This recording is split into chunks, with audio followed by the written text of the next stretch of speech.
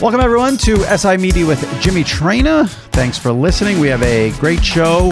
WWE legend Paul Heyman, who's currently the special counsel to Roman Reigns. It's WrestleMania season, so we have a wrestling interview here for you today with Paul Heyman. Following Heyman, we have Train of Thoughts with Sal Licata. Sal and I get into the pitch clock in Major League Baseball, and we read a lot of Apple reviews that have been left the past couple of months on Apple for the pod. So stay tuned for Train of Thoughts if you want to hear me and Sal get into it about the pitch clock, and then read the Apple reviews. Before that, Paul Heyman on the WrestleMania season and the big WrestleMania main event with Roman Reigns and Cody Rhodes. If you missed any recent episodes of the SI Media podcast, be sure to go into the archives and check them out. Iron Eagle was on last week. Brian Curtis from The Ringer 2 weeks ago. Richard Deitch 3 weeks ago. Chris Berman 4 weeks ago. So subscribe to the SI Media with Jimmy Traina podcast and leave a review on Apple, and we'll read it on an upcoming episode. All right, Paul Heyman, followed by Train of Thoughts with Sal Licata, all right here on this episode of SI Media with Jimmy Traina. All right, joining me now, always a fun time when he comes on the SI Media podcast. He is the special counsel for the Tribal Chief Roman Reigns as we get ready for WrestleMania season. Paul Heyman. Paul, how are you? Mr. Traina, how are you, sir? I'm well. Good to see the neck is feeling better. I don't see the neck brace today, so that's a good sign. Listen, we as Kanye West will tell you, we Jews have access to all the best hospitals, let alone media like Sports Illustrated, which I'm sure we own, and so I heal quickly, sir. Yes, good to see that. It was a great image, I must say. My niece, my 17-year-old niece Lena, got a huge kick. She sent me the picture, and they enjoyed seeing the neck brace. So that means you're doing your job well, I guess. Well, the thing is, I took a stunner from Kevin Owens 48 hours earlier, and I'm always of the opinion that if you can do something that will cause a channel surfer to stop surfing the channels and go, is this? Hey, do you see this? It's just such an absurd image of someone in a suit and a collared neck brace up on a Tron with 20,000 people in an arena, that if you're channel surfing, and what the hell's with this guy? You have to always take the opinion that somebody has never seen you before, and how do you lure them in to watch you and then get invested in the message that you're sending? You can't do that all the time, but if there's an opportunity to do something that out of the box, that absurd, that bizarre, why wouldn't you jump on it? Yeah. Well, you guys have really hit on something with this entire storyline of the Tribal Chief Roman Reigns with Sami Zayn, and now we have Cody Rhodes for WrestleMania. So there's a lot to unpack here. Let's start with this. Let's get right into it. Are you at all even a little bit surprised by how well received this storyline has been? Because a lot of people are saying this has been the WWE's best storyline in a long time. With all false humility aside, no, I'm not. And the reason why is because of my belief in Roman Reigns as a performer. When we made the decision, and Roman Reigns and I have talked about working with each other for several years, and the time was never right. I was too attached to the hip of Brock Lesnar, and rightfully so, because we kept on elevating each other, and we were needed for each other at the time. And Roman Reigns was still finding his own way and still telling his story to the audience, because to get to where he is now as the Tribal Chief, he had to have weathered all the storms, fought all the battles, and he needed to be more seasoned. He needed to be older than the big dog, Roman Reigns. So the time was right, and it was in the middle of COVID. And this is where we had virtual audiences. And everyone looked at that as a restriction. And in my first conversation with Roman Reigns about how to become not only the number one superstar in the entire industry, not just WWE, but also to become the most compelling character on television itself, the first thing he said was, wow, what an opportunity we have to do things different. And right there, I knew we hit gold, because we weren't looking at, well, there's no fans live in the arena. We were looking at, wow, we can actually put the camera right in the ring with us. We can whisper things and have the camera mics pick it up. We didn't have to talk into the microphone at all times to deliver the message. All the things that you are given as brilliant opportunities when there's 20, 30, 40, 50,000 people in an arena or a stadium. The flip side of that is the intimacy when there's no one there, and how you can position a camera literally right here to the face, and at the last second of the show, turn into the camera and just say, acknowledge me, and whisper it and have everyone hear you. So long answer, even longer. I'm not surprised, because from the moment Roman Reigns and I got a chance to work together, the entire goal was to present the most compelling, the most riveting, the most forward-thinking character on television itself, let alone in professional wrestling, sports entertainment, WWE. Now, at the time you started working together, though, I'm sure you didn't envision Sami Zayn becoming such a massive part of this. And then that happened. I didn't envision Sami Zayn becoming such a massive part of this when Sami Zayn was becoming a massive part of this. It's to his enormous credit, Sami Zayn seized the moment. And, we'd give him crumbs of a segment, and he would just turn it into a moment that he had to connect with the audience with what I think has ended up becoming the most endearing character that we've presented in decades, if not ever. As great of a talker as Sami Zayn is, and he is a magnificent talker, I think Sami resonates with the audience just because Roman Reigns will turn to him and lean in on him about something, and Sami gets that hush puppy face and that sad look on his face, and the camera zooms in on the sad look on Sami's face, and everybody feels for him. He just endears himself to the audience. They absolutely fall in love with him and his plight and his pursuit of acceptance, which I think is a big part of this, is that everyone can relate to the pursuit of acceptance. And that was the tale of Sami Zayn. Right. And he just did it so well, and did it so brilliantly and with such authenticity and with genuine angst on his face and pain when spoken down to, that people just felt for him. And as you know, and it's not just related, it's not just constrained to WWE. In any form of television, movies, Broadway plays, it's if you get the audience to feel for you, touchdown, victory. It's everything. It's everything that a writer, director, producer, performer seeks.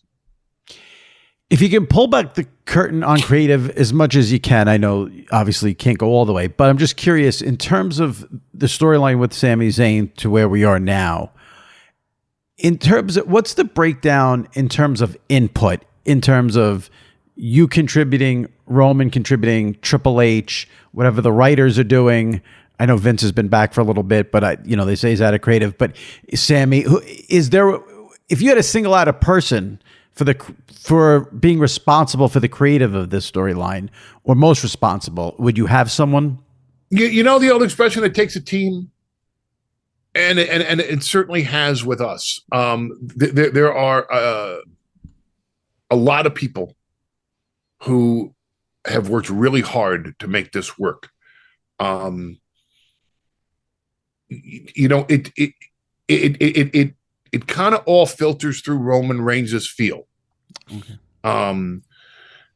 And there are several people that come to me to present things to Roman.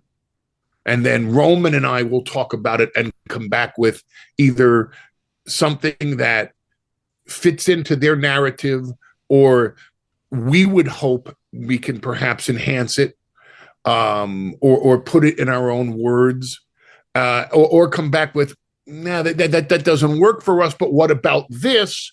And then start a different process in that we're bouncing ideas off of them. When I say them, the thing with Sami started when Vince was still running creative. So it started under Vince McMahon's creative regime. It was a seamless transition to Paul Levesque. There are times where we're sitting in a room and it's Roman and it's me and it's the Usos, and one of the Usos will just say, we'll be really good with Sami, and it's, oh my God, let's do, why aren't we doing that already? You will find things that come from the Usos that would shock you, how great they are.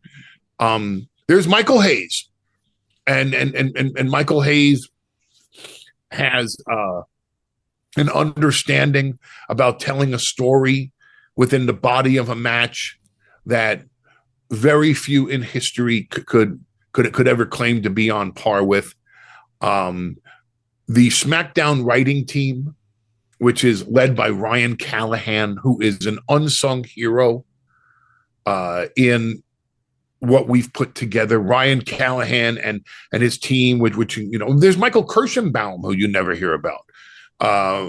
Kirsch, as we call him, who on a week-to-week basis, along with a gentleman named Chad Barbash and another named Zach Hyatt.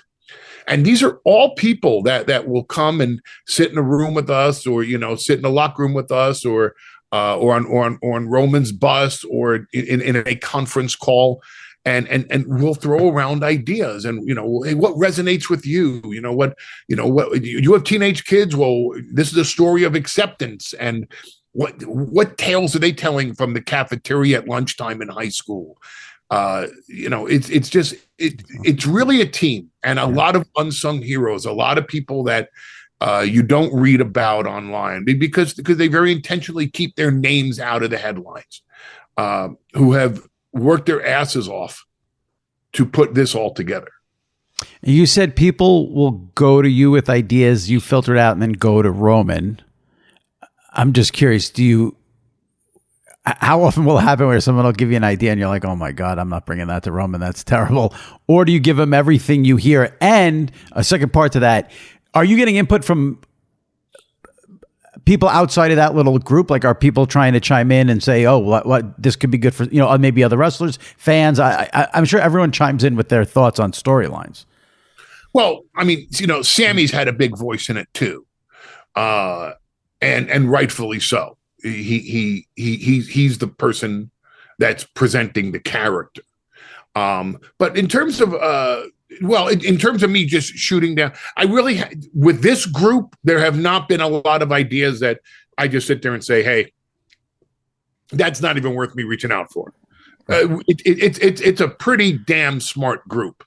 The people that I mentioned don't just throw crap up against the wall and see what sticks. They vet their own ideas out. It's never just, hey, I got this one little thing and this one word. I think there's a plan with anything that is presented to us. And on the flip side, when we present to them, we always have a plan. Hey, this leads to this, which we call back on in a few weeks when the very same thing happens, but it's the mirror image, which is what, it's why we try everything that we do. We try to give meaning to, so that when it happens again, there is a story behind the action itself. Roman handing the chair to Sami at the Royal Rumble leads to Roman handing the chair to Jey Uso to use on Sami at the Elimination Chamber.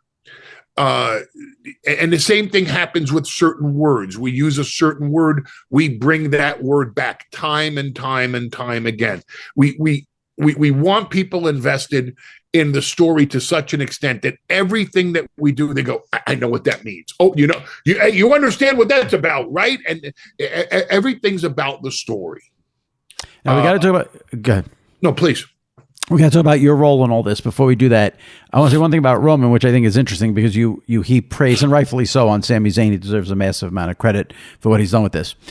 And I think Roman deserves as much, if not more, credit from this standpoint. Now, maybe I'm a little biased because I've gotten to know him a little just through interviews. We've done, I don't know, 6 or 7 interviews over the years.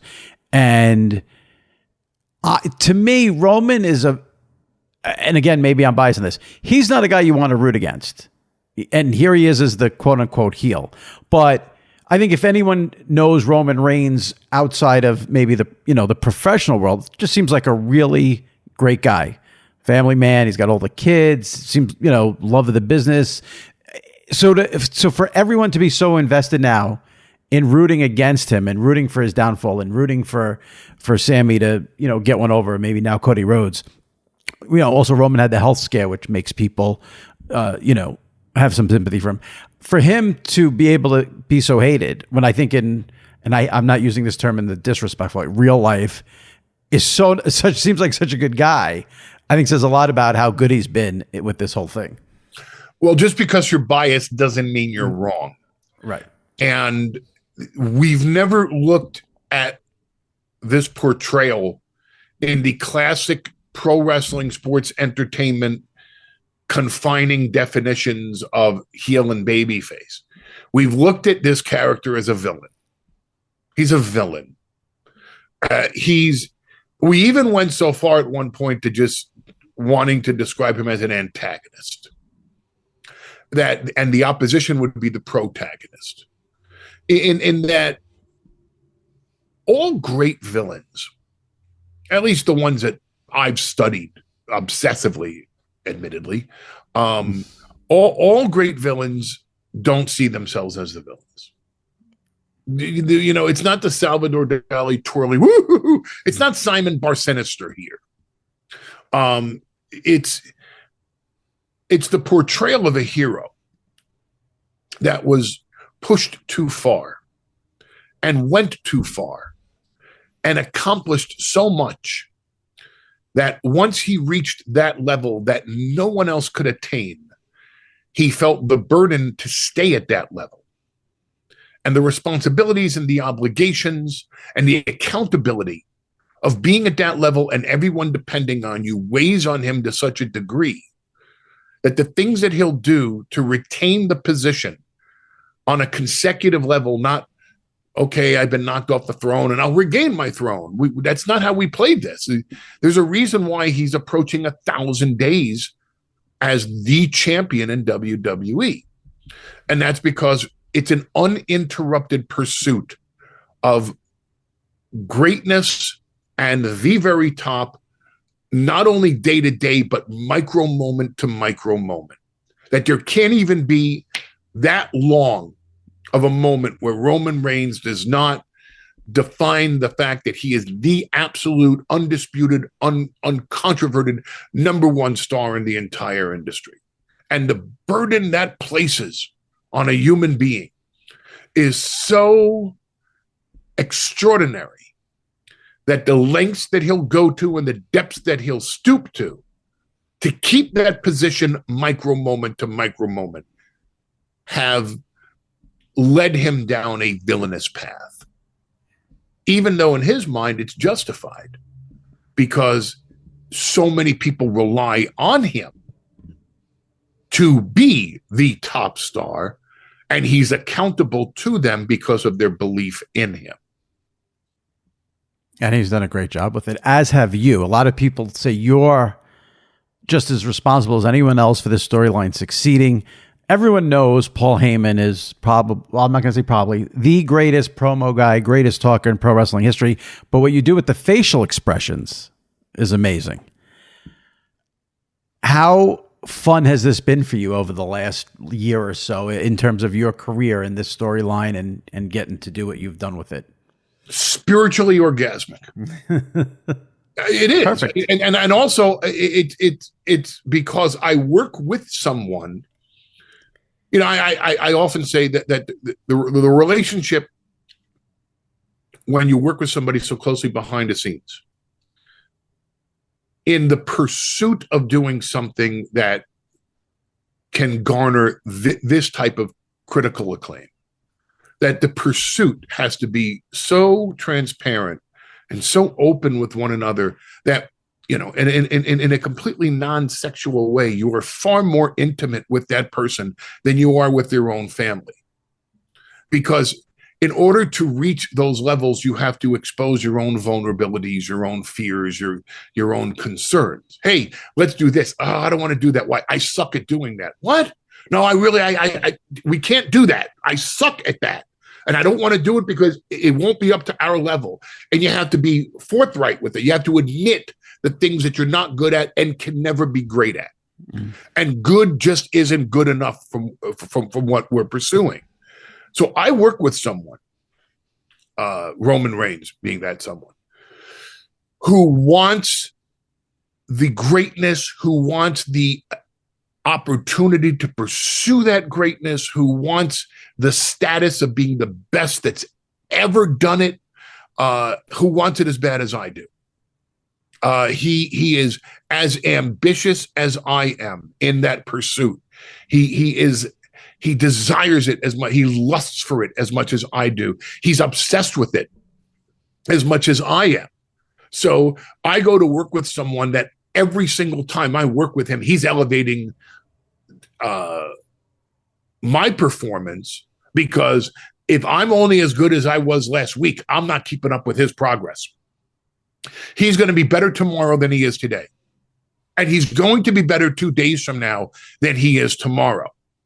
And if I just slag for 1 day, if I'm only better tomorrow than I am today, but I'm not better 2 days from now than I am tomorrow, I've let him down. I've let myself down. I've let us all down. So I have to keep up with his growth. I would be shocked if that's difficult for you. I can't remember you ever having a bad day in the on the mic or doing what you're supposed to do. Well, thank you. I mean, I appreciate that as well. But I'm very inspired, and I'm very inspired by the performances of the people around me, because it has been stellar. And then likewise, I try to inspire him, and I try to motivate him, and we try, and so we constantly try to push each other. So when it comes to the scene itself, if I have a speaking role in the scene, if it's necessary for me to speak, then I want to make sure that my words connect with the audience, that I tell the story in the best manner that I can, that I not only can satisfy the audience that has been with us for the ride, but if it's a first-time viewer, that I can engage them into the story and hook them to stay for the next multiple chapters. If I'm not in a speaking role, then my job, as I see it, is to be the best supporting performer that I can possibly be. And a lot of that has to do with just the manner I look at Roman Reigns, and the manner I watch Roman Reigns make a decision, and then I base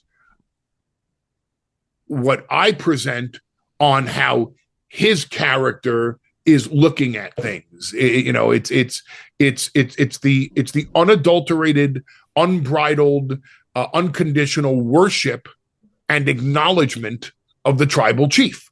And if we were sitting on an island that's about to be invaded, and in this case, let's call WrestleMania the island of relevancy, and our gates are being stormed by Cody Rhodes, who's a capable warrior that could topple our empire, then I would look to the tribal chief sitting on his throne and await his instructions on how to battle back the invading forces. And if you just translate that to a simple scene on television, where I'm watching for the cue from the head of the table, from the leader of our organization, from the tribal chief, it's really easy to do. All right. So you mentioned Cody Rhodes. We've got to get to Cody Rhodes, Roman Reigns. WrestleMania, Saturday, Sunday, April 1st, April 2nd. I'm going to ask you a few questions here, though. I want to see, it's always tough with getting information that you hear about and you don't know if it's true, not true. I'm going to ask you, and if you can tell me things, if you don't want to tell me things, but I'm just going to go through a couple of here that we've got to address. For a long, long time, and I even discussed this with Roman on this podcast a couple of times, there was a thought that this WrestleMania would be The Rock and Roman Reigns. And then the reports are that The Rock is too busy. True, not true? Did you think it would happen? Did you want it to happen? What can you tell us about what happened with The Rock at WrestleMania with Roman? I never spoke to Dwayne about this year's WrestleMania. I always heard his name being thrown around. I couldn't imagine with his schedule, with his promotional schedule, with the launch of the XFL, with all the projects that he has on his plate, that he would be able to take the time to get back into what we would call ring shape. Aesthetically, does anybody in Hollywood even compare to him? No. Could he run a marathon? I don't know. Maybe. I'm sure he has great cardio. But cardio itself and cardio in the ring and being in ring shape are two completely different things.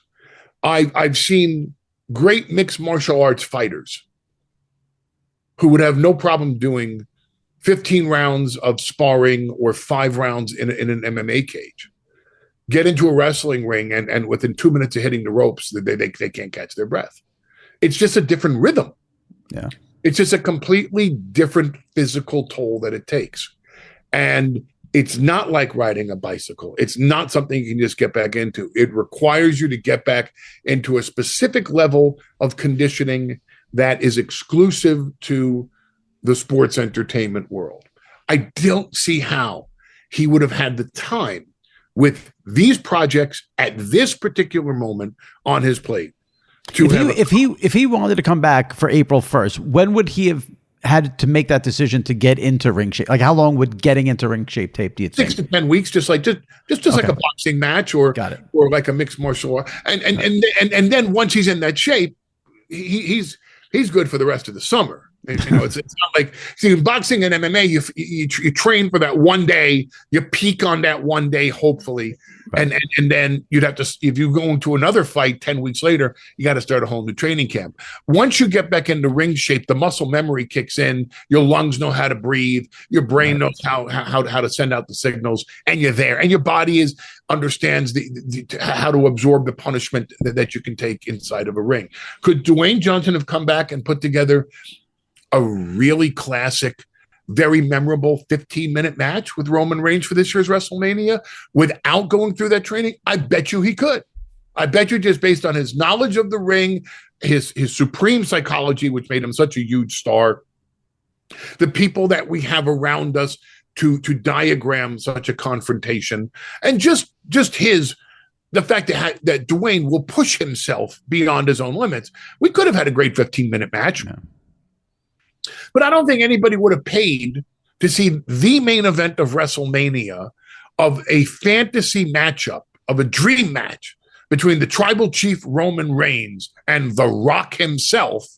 I don't think anybody wanted to pay to see a 15-minute match. I think people would pay and expect to see, and rightfully expect to see, a far longer story be told in a most exciting and A plus level fashion. And to that, there was just no way that he would have been able to deliver. And I don't think that he would ever want to disappoint, what we end up calling the WWE universe. I mean, I'm probably in the minority in this, or maybe I'm, I don't know. I don't want this to sound like for me, as someone who's a huge Rock fan, it would be the build-up more than the match that I want to see a Rock concert where he's insulting you. No offense. That would be the stuff, to build up. Right. And then the match is what the match is. But it's the promos and the everything that comes with Dwayne and The Rock. Yeah, but if he doesn't have the time to do that, he doesn't have the time to do that. But we come from the mindset of under promise and over deliver. Right. And the one thing that we can boast about, let alone claim, but we'll brag about this. Look at Roman Reigns versus Sami Zayn in Montreal at Elimination Chamber. That's great. It wasn't just hush puppy face Sami Zayn, looking sad, and he went up against the impossible to beat champion and just got his ass handed to him. My God, they put on a match where people were believing in the stands that Sami Zayn is he's going to win it on this one. No, he's going to win it on this one. I mean, there were how many times during the match where the audience was absolutely persuaded that Sami Zayn was winning the title on this count by the referee. And then we got a show after the match. Basically, it was like another 15 minutes. So let me ask you this. There are rumblings and rumors that Roman's going to take a break after WrestleMania. I'm not going to ask you about that because that could impact what happens at WrestleMania. Hypothetically, if Roman took a break, whether it's after WrestleMania, maybe goes after SummerSlam, does that mean Paul Heyman takes a break? Well, I mean, we're talking a lot of hypotheticals here. Yes. Okay. So, I mean, I'm firmly embedded in the portrayal of the special counsel and the wise man to the tribal chief, Roman Reigns. Wow. I'm sure there are things that I can do in free time, should there ever be a time that we take some time off. I still don't understand why you don't have a podcast. I mean, I know you're busy, but there's not going to be anyone in professional wrestling who'll have a better podcast than you. What are we waiting for? The right deal. The right deal. Money. The right deal. The money. The market's hotter than it was yesterday. The market will be hotter tomorrow than it is today. Could you do one now while still doing what you're doing with WWE? Of course I could. Yeah. Of course I could. All right. So can someone give Paul a deal here? Can we get this going, please, for God's sake? Let's go. Let's go. I'm waiting for the Paul Heyman podcast. I thank you for your confidence in my ability to underpromise and overdeliver on that. But listen, I'll just say this. This is how I know your podcast would be great for a lot of reasons, but I'm a big go on YouTube and watch old school wrestling stuff. And that clip of you in an ECW meeting talking about how the WCW will eventually go out of business. That's all anyone needs to see to know that you would have a phenomenal podcast. That's it right there. Thank you. I mean, I offer the benefit of a lot of decades in and around the industry and access, and sometimes unfettered access to the true giants and pioneers and the movers and the shakers of the industry. So with that, there's a lot to offer, and again, it's all about the right deal. It's to me that's that's a venture that I would be obsessed with to make it the best one out there. I don't want to just be. I hate the term "one of the best." It drives me out of my freaking mind. And it's for multiple reasons. It's the old expression, in the dog race of life, if you're not in first, the view is all the same. But it's also just one of the best to me doesn't mean that you're the best. It could mean top 5, could mean top 25. And the thing that I always tell people is, if your significant other turns to you in bed and says, "You're one of the best lovers I've ever had," I don't think you're going to be flattered by that. You need to get the number. Like if they say top 3, you take that. Take that. Top 3? I don't want to be top 3 in anything. If someone said you were one of the top 3 figures in professional wrestling history, you take that as an insult. That's a historical fact that my accomplishments are never going to match the accomplishments of Vince McMahon. They're just not. There's just no way that it possibly can. I can't. Right. Now, outside of Vince McMahon, I can still strive to put together a body of work that compares favorably to anybody else. But I'm just not going to accomplish more in this industry, at least, than Vince McMahon did. It's just an impossibility, by the laws of physics itself.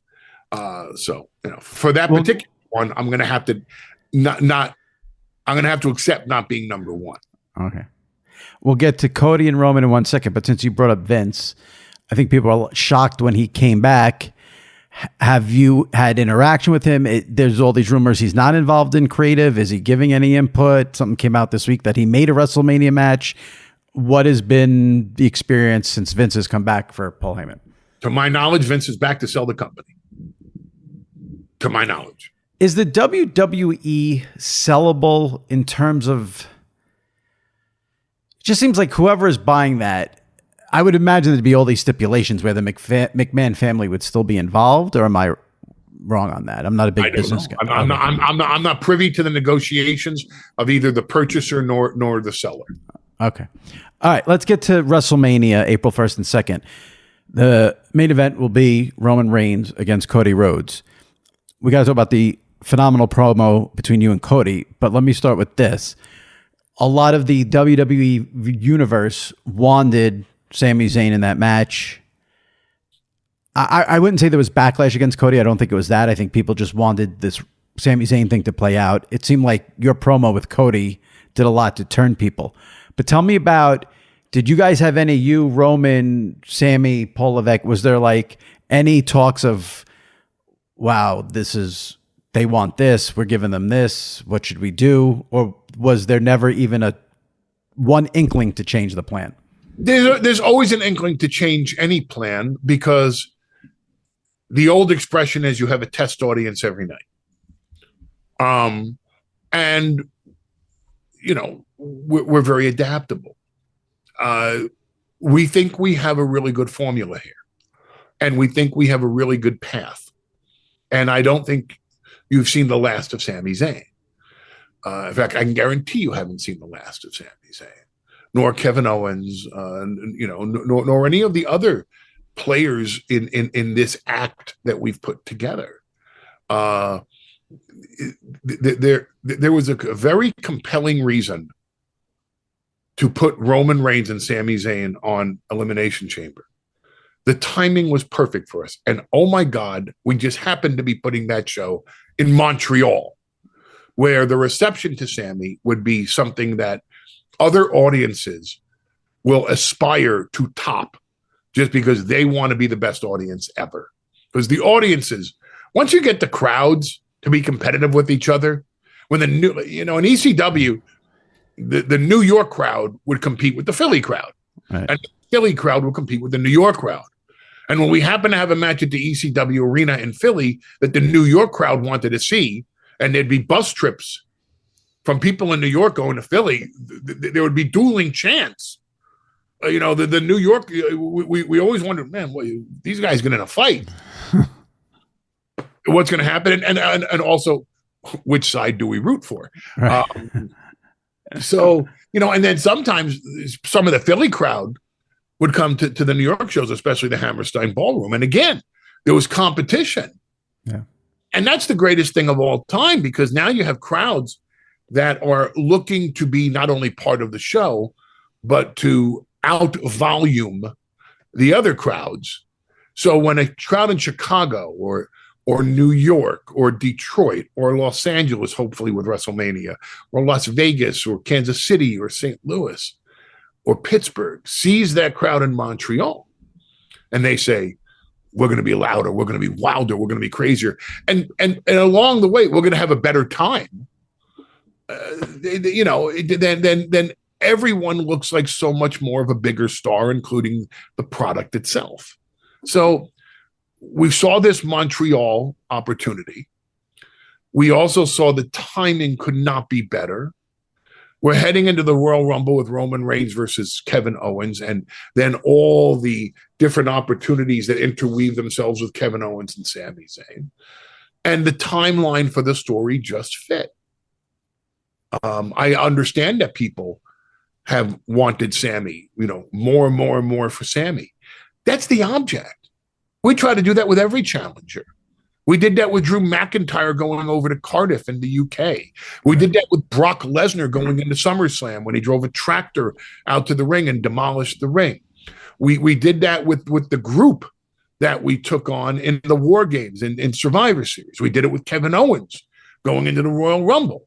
We try to do that with everyone that comes into the co-starring role with Roman Reigns in terms of who his opponent's going to be for the match that we're trying to sell. And hopefully, on the flip side of being defeated by the tribal chief, the undisputed champion Roman Reigns, you are worth far more, have a far more passionate fan base, sell far more merchandise, sell far more tickets than you did before. You know, you are more famous, more accepted, more valued by the audience than you were before we got our hands on you. That's the whole object of what we do.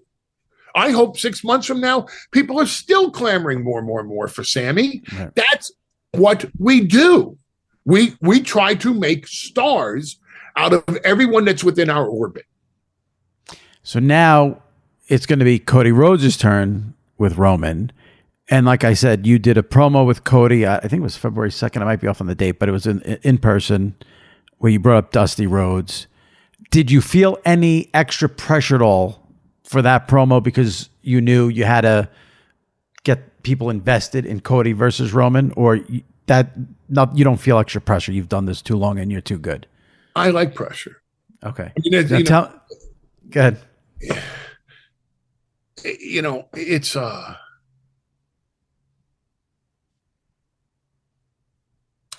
don't find pressure to be burdensome. I find it to be inspiring. We have Cody coming out of the gates now, one-on-one match with Roman Reigns for WrestleMania, because this was the Monday after the Elimination Chamber, where Roman Reigns defeats Sami Zayn. So you know it's not going to be Sami. You know it's going to be Cody challenging Roman. And an audience that is really looking for, I'm sorry, this was before the Elimination Chamber, but an audience that is really honed in on the arrival of Sami Zayn as a superstar. And here's Cody with his own narrative, his own story to tell, and as he will tell you, story to finish, and a compelling one at that, and an emotional one at that. So we have to tell his story as well. The pressure is we have a first-time WrestleMania main event trying to be presented to an audience that is very critical of new people in the main event of WrestleMania, though always wanting new people in the main event of WrestleMania. But then you got to, once you get that tag, you got to really prove your worth and your placement in that main event.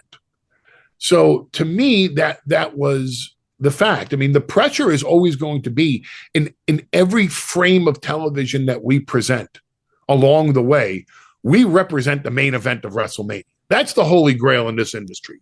Right. I don't care where you are in this industry, you want to be in the main event of WrestleMania. There is not a person today on the independents that's not dreaming of being in the main event of WrestleMania. There's not a person in AEW who doesn't either openly or secretly say to themselves, that's the top of the industry. That's being the coach and the quarterback in the Super Bowl.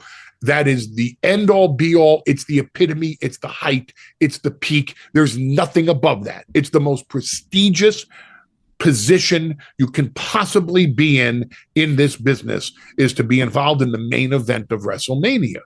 And everyone knows that. So every frame that we're on, we represent that main event.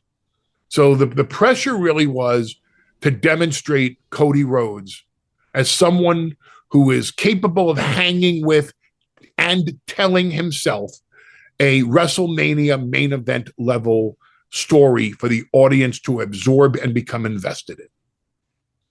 And it worked, and it got a lot of buzz. You brought up Dusty and your relationship with Dusty, and it was a great story in one of the WWE docs on you where Dusty took you under his wing, so you have this connection. I'm curious, because you said you welcome the pressure and you thrive on the pressure. When that promo's over and you get backstage, are you pumped up and you know you nailed it, or you're just always sort of even keeled? Oh no, I'm pumped. I can't. Okay. Now, Okay. but that's not really based on the performance. That's based on the audience. Crowd reaction, right? Because that was an emotional wave. Yeah. That was everything you dream about as a performer. That was Freddie Mercury in Live Aid. Absolutely. And Cody just set it up masterfully. He told his tale. He took this villainous performer, this person that is attached to the tribal chief, the special counsel, this wise man, this slimy, sleazy scumbag that's presented on television as Paul Heyman. And within 5 minutes of him speaking, you have the audience chanting, "Thank you, Paul." And you have the audience crying based on something that I did on a personal level for his father 22 years ago. And I don't know how many members of that audience are, I don't know, 35 or older. Because if you're under 35, yeah, you have no idea. You weren't there. How can you remember it? So you're hearing about something, but you didn't live it at the time. And of the people that are 35 and over, how many there in Orlando were ECW fans or knew of the product or knew of Dusty Rhodes being involved in it? So Cody told a tale so well that whether you knew about it or didn't know about it, you lived it vicariously through him telling you this story. And the crowd got emotional about it. And they're crying. People, and I'm just looking up at the audience, and all these people are just crying. And thank you, Paul. And that's such an emotion. And now you're trying to feel the rhythm. Because I know I'm going to get them at the end. That's the whole point of what I'm doing. Right. The whole point of what I'm doing is, bring them into the nurturing bosom and then feed them poison. Boom, gotcha, ha. And whoof, and just the timing of it. Right. Feeling the crowd and feeling the rhythm. And even if they're invested and so they're leaning in and they're being silent to hear you, there's still a give and a take.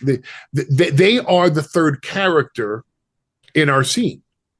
The three people in that scene were Cody Rhodes, Paul Heyman, and the audience en masse. And it's like a band playing. Yeah. The lead guitarist is going to suck if the bass guitarist is off rhythm. It just won't sound right to you. So there's a rhythm to this, and there's a rhythm to it being presented, especially on television too.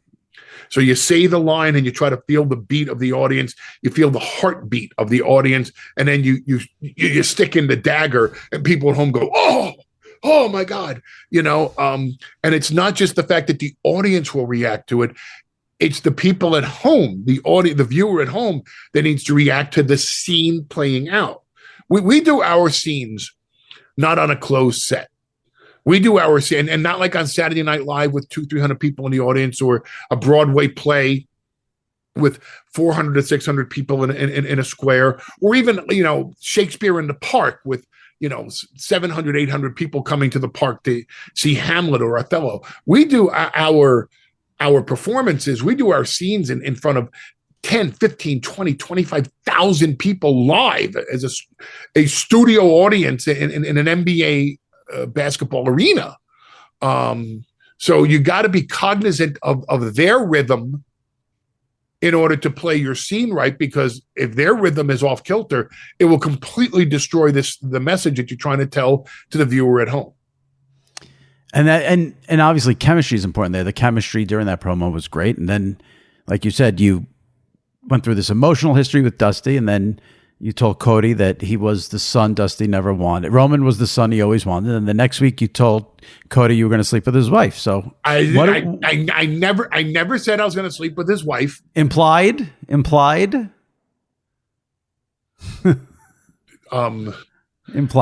So I was transparent about my availability. There you go. So I can't wait to see what's next. I mean, you've already hit him with those two. What's left? We got a few more weeks here. Oh, there's plenty left. Oh, we're a month outside of Mania. I want to ask you this before I let you go. We got to keep it personal. Yes, absolutely. I'm looking forward to it. Very quick. I mean, will there be more? I'm sure there'll be more references to Dusty, and we'll draw more stuff out with the Dusty connection there. You think? If it fits, if there's another tale to tell that invokes the name of the American Dream, Dusty Rhodes, I'm uninhibited. Yeah. Pretty obviously in my approach of how do we strike a nerve with the audience? How do we get people emotionally invested in this? Yeah. If we've played the Dusty card and there's no way to top that, we won't touch it. Right. If we've played the card about his wife and that's as far as we go with it, then we won't touch it.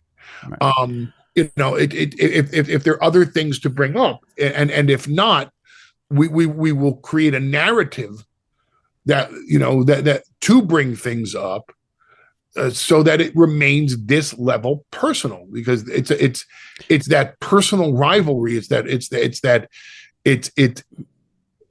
in-depth, into your soul type of story that is going to sell the main event of WrestleMania. You know, my niece, who I mentioned earlier, she brought up a really good point to me that I hadn't thought of. And here we have Cody getting ready for WrestleMania to face Roman.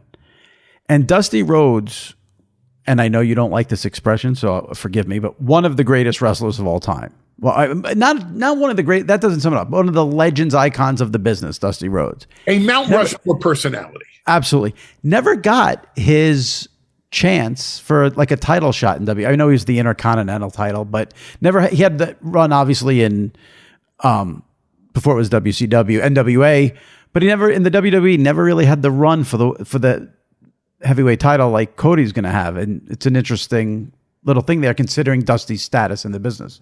Well, in 1977, Dusty was on television in New York on a Spanish-speaking, on Televisa, which was on Channel 47 in New York, Tuesday nights at 11:30.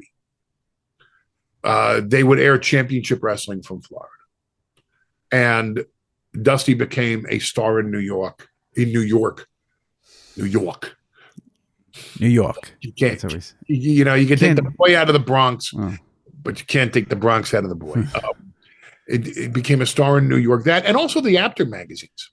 Right. The Apter magazines played a really big part. Dusty Rhodes was always on the cover of the Apter magazines. And so superstar Billy Graham defeated Bruno Sammartino in 1977 in Baltimore to become the WWF champion.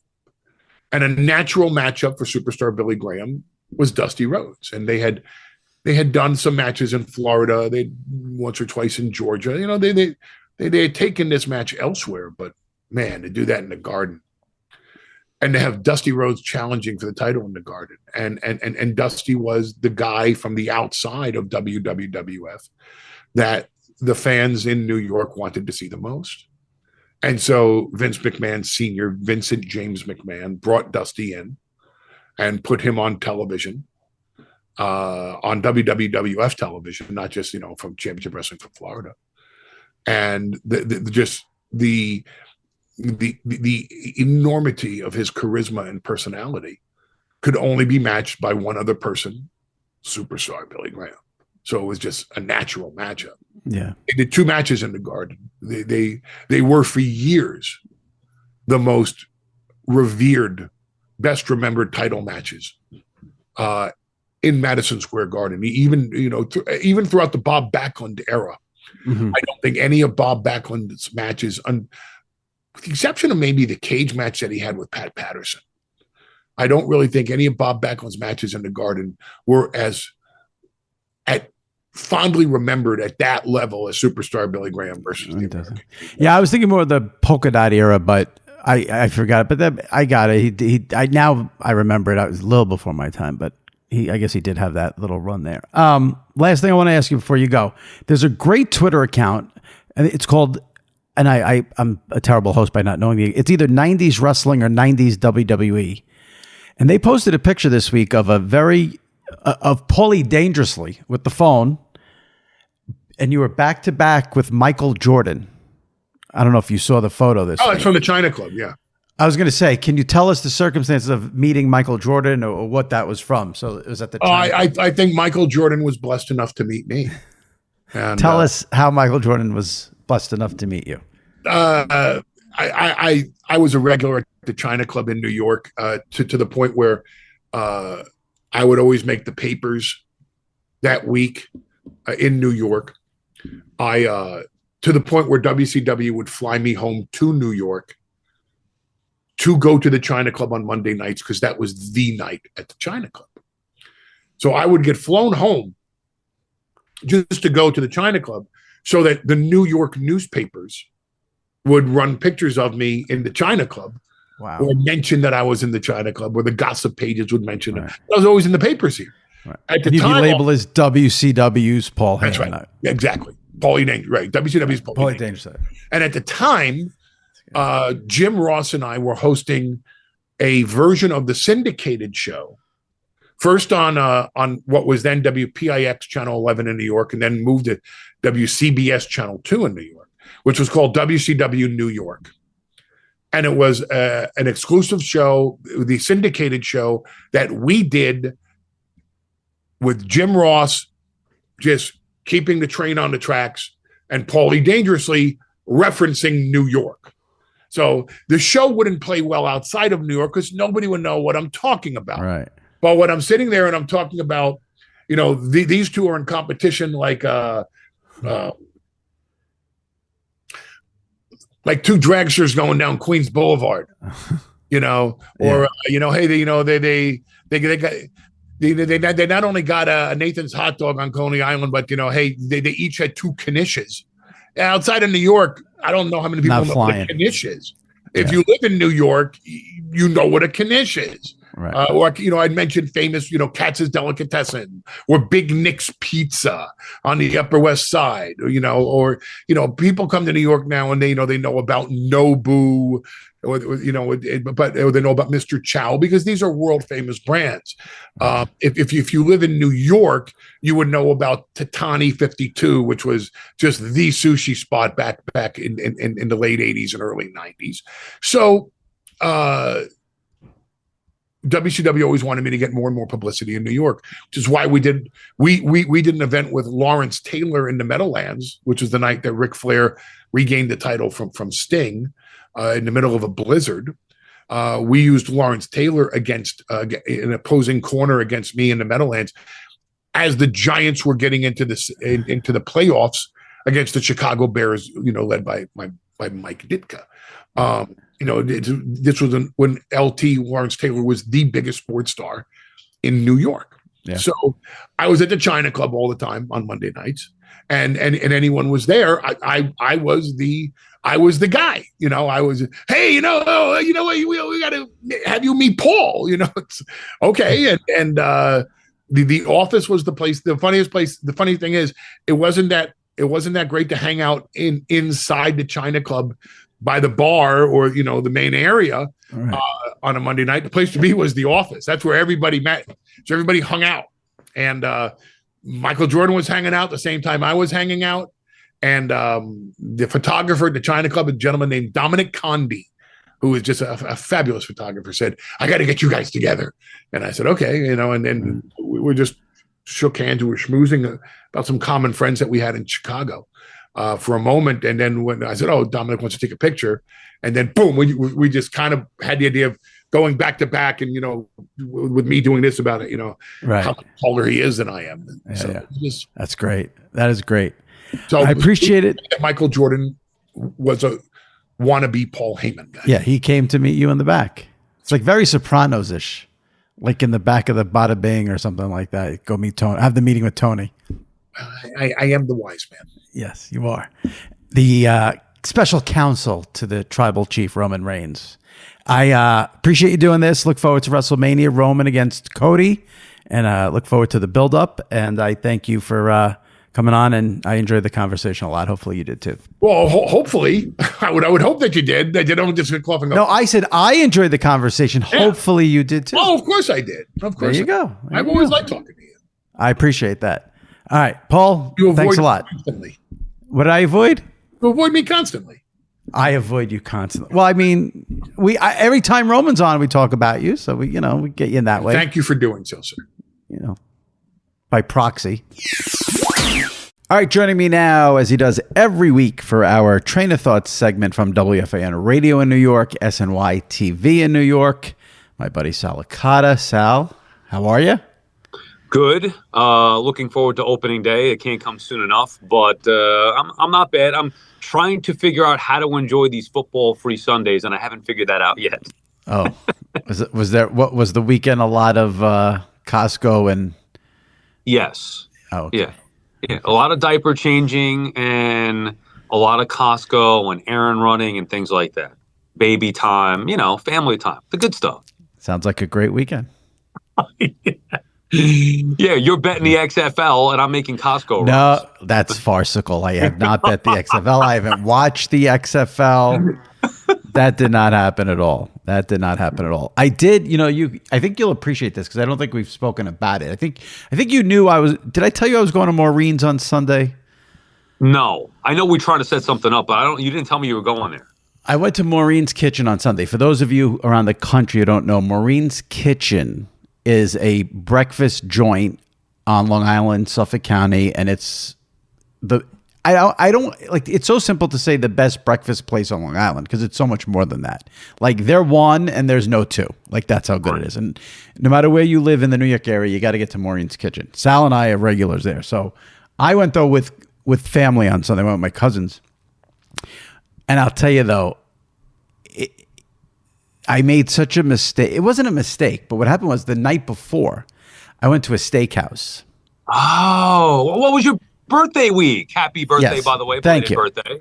Appreciate it. Yeah, so for my birthday, I went to a steakhouse.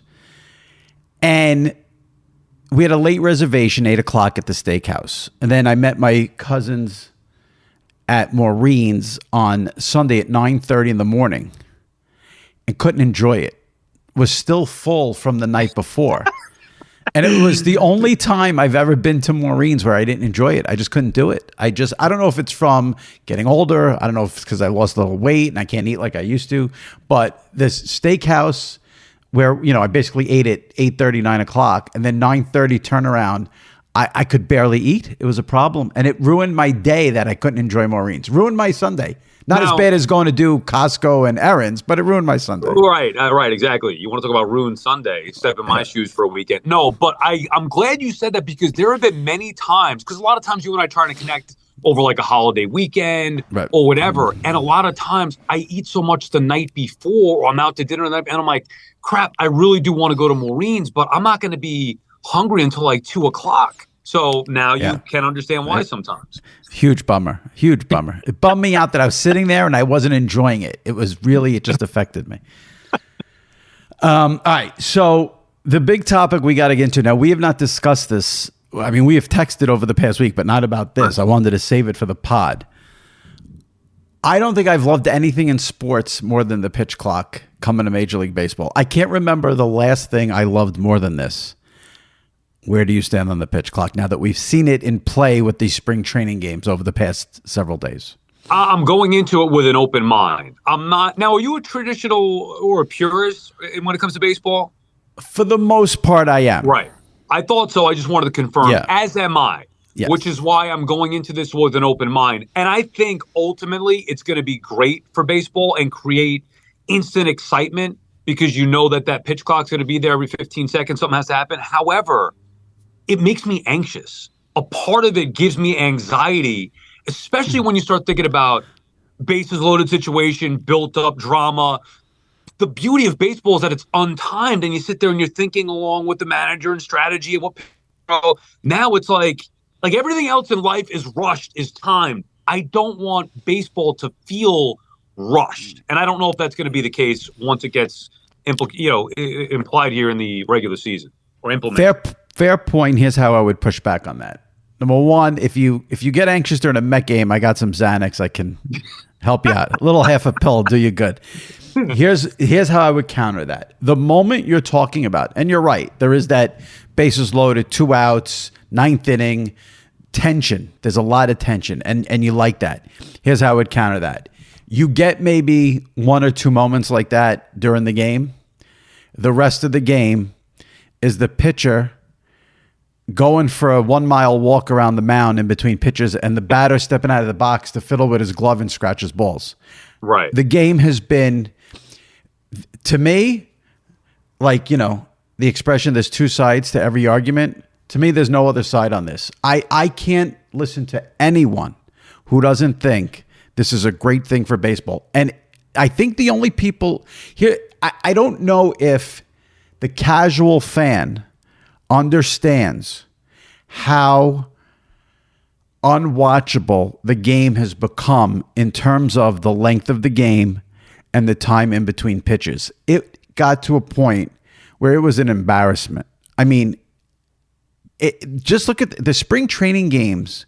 I had the stat in my column today. I got to go find it. But the high end of the spring training games has gone from like 340 to 306. Right. How can you not love that? There's no listen, I don't mind the occasional game here and there where it's 13 to 11 and it's going along. But I mean, maybe this is because I'm a Yankee fan and their games are always forever. To get these games down to 2:30, I think is tremendous for the sport.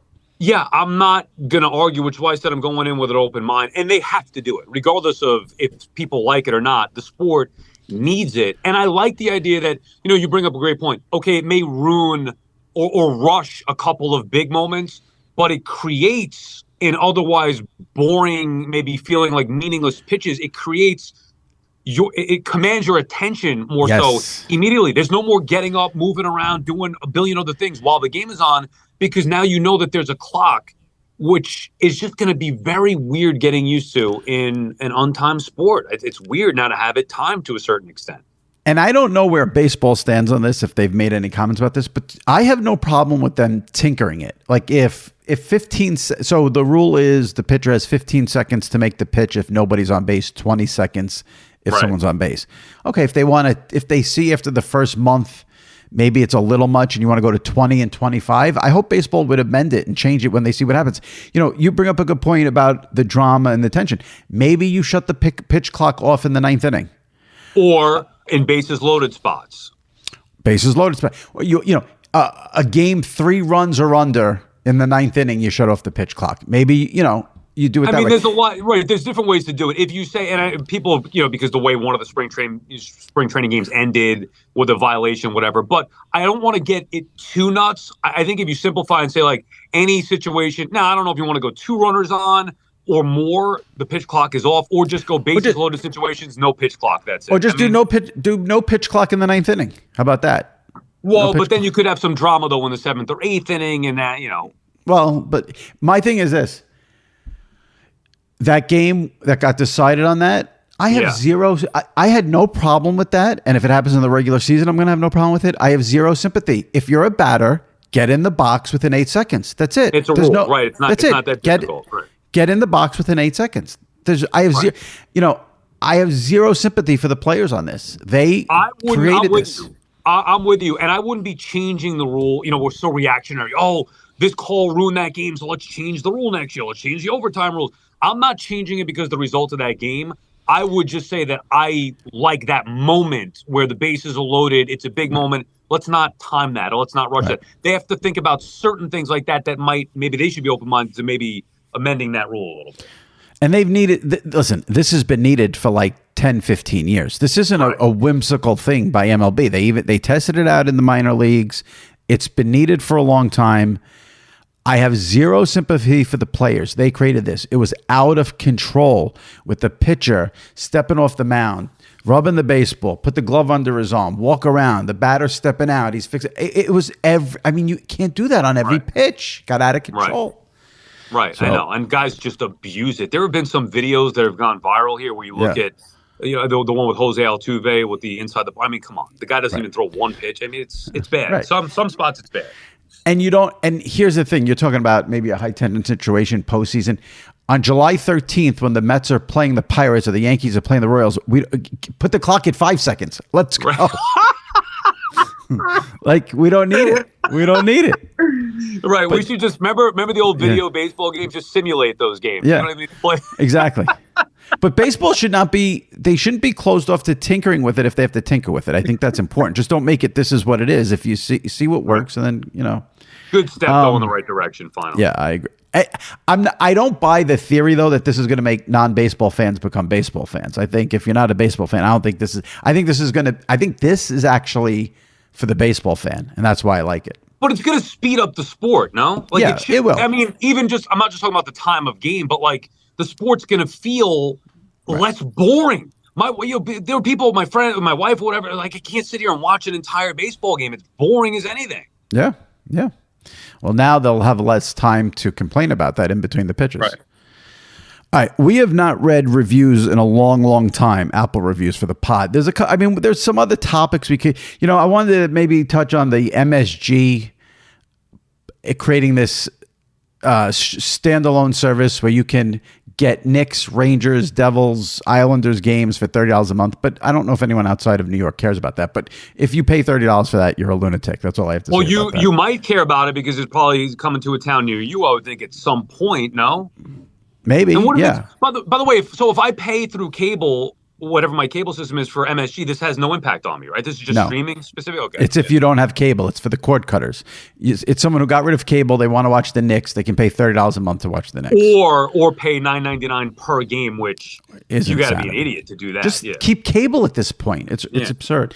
And then there's a report, who knows if it's true, that Netflix and Tom Brady are going to team up for a Tom Brady roast. That got me excited. I would be very into that. Who's going to do it? Jeffrey Ross? Well, I mean, I'm sure they'll get a bunch of people to do it, but maybe he'll be the roast master. But that could be good if they like. But here's my only fear. This is what I wrote today in Train of Thoughts. I don't need a 2-hour show of Deflategate jokes. That's a tired topipic. That's going to be a big thing, though. Make it a little thing. Make it a little thing. Those roasts, sometimes, it's hit or miss with me. I'm not really big into it. I would be interested in the Brady one, but they'd have to perfect it, and sometimes they just miss completely. Like no more than like 3 Deflategate jokes.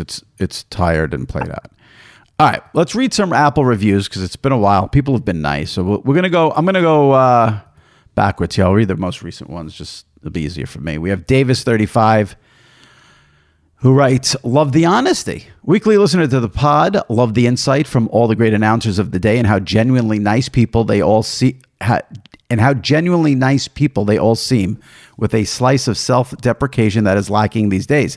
Thanks, Jimmy, for keeping it real when it comes to the egomaniacs like Kyrie Irving and Aaron Rodgers. Train of Thoughts is a great mix of culture and sports. Thanks for the honest disagreements. I also look forward to Sal's experiences parenting an infant while still trying to enjoy going to a game or taking a, quote, vacation. Priceless honesty. Keep up the fantastic work. Sal, any comments on that? Just make sure that these pods, the archives, get deleted in at least, 7-8 years when my daughter can listen to some of this stuff? I don't think it's the daughter that's going to have the major beef. But my wife will never go back and listen, so I don't have to worry about that. All right. Now, this is a really bizarre review here on Apple from JMP0723. Left 5 stars, so that's all that matters. I love the podcast, Jimmy. The interviews are an easy listen, and I, of course, love Train of Thoughts with Sal. However, one thing I'm disappointed by is your use of stay safe and take care at the end of each show. I'm just surprised you're still saying that after Howard Stern railed against both terms a couple of years ago. Otherwise, keep up the good work. Okay. Never thought I'd ever get a comment on that, number one. Number two, this is the problem with the world today. So I love Howard Stern. I listen to Howard Stern every day. That doesn't mean because he doesn't like something that I don't have to like something. It's a ridiculous way to live your life. Number three, I started to say stay safe and take care during COVID. And then, I guess you're not allowed to say COVID's over. But even though I just had it like 2 months ago. But whether COVID's around or not, The world's so fucked up. I like to say stay safe and take care because it could be anything that messes you up. It doesn't have to be COVID. So that's why I kept saying it and we'll continue to say it. So you're getting ripped for being a nice guy. It's a nice closing message. What's the problem here? Yeah. Let's see. Here we go. This is JJ Pitch. I've always enjoyed Jimmy's written work, still do, and finally checked out the podcast in mid to late 2022. Jimmy consistently gets great guests, monthly Mad Dog, please, and asks very interesting questions. And his Sal segments are fabulous, just two old friends chatting it up. I thoroughly enjoy the podcast each week. Okay, so you've always enjoyed my written work, which I've been doing since like 2007, but you just checked out the podcast in mid to late 2022. Not going to lie, that hurts. That's a good review. The guy said something nice. He left 5 stars. I find that hurtful. See, you should look at it this way, that you're getting new listeners. Sure. Like, I get what you're saying, but I think that's cool that you just, it's not like you hit a wall and, hey, every listener we're going to get, we've gotten. No, you keep, continue to grow. So it could be a good thing. All right, here's one from Marshfield, Wisconsin. Normally a great listen unless wrestling is the topic. This guy did not like this show. The new SI Media logo with the cartoon Jimmy is a little strange. Sal is great. That's a great review. I must admit. That sounds like a great review. I love the new logo. I usually hate those things, and I actually like it. It's a little strange. I was caught off guard because it downloads automatically, on my Apple or whatever. And I was caught off guard. I was like, what the hell podcast is this? And then I realized that, oh, yeah, that's right. He told me about the change of the name and the graphic there. Now, this is an old review here from February 5th from Pagosa Heaven. He wrote, great job once again with Chris Berman. Excellent stories. One question. Were you able to get your LeBron over 27.5 against the Knicks bet in? Looks like he hit for 28. If you remember, we were taping this Train of Thought segment, and I was trying to make a bet on DraftKings. It went load. I didn't get the bet in before the game because DraftKings was down, but I did do a live bet with LeBron that ended up winning. So I appreciate that guy. I appreciate him concerned about my betting because that is important. Let's see. Molly Claire, really enjoy the show and all the special guests. Boomer was great. My wheelhouse. Really like wrestling spots despite never watching. Last time I was a fan of the Von Erichs and Jimmy Superfly Snooker were the stars. My daughter goes to school in NYC and I like the Long Island talk, even though NYC is a long ways from sunny South Texas. I can't say I would expect many people from South Texas to be listening to this podcast, but it's good. Well, it's all, who knows? I remember I used to do shows on the CBS Sports Radio Network. I get calls from spots I didn't know existed. So you never know with the national audience. You're huge. Come on. Let's relax. Kid Cody.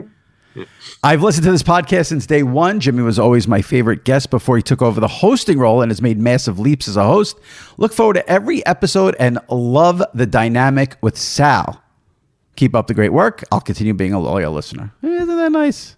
Yeah, very nice. Basically, he was saying you are way better than Deitch. You've taken the podcast to a whole nother level. Yeah, we don't need that. I'm just messing around. Yeah. I was just saying, that's Deitch how I great. took that. Deitch is great.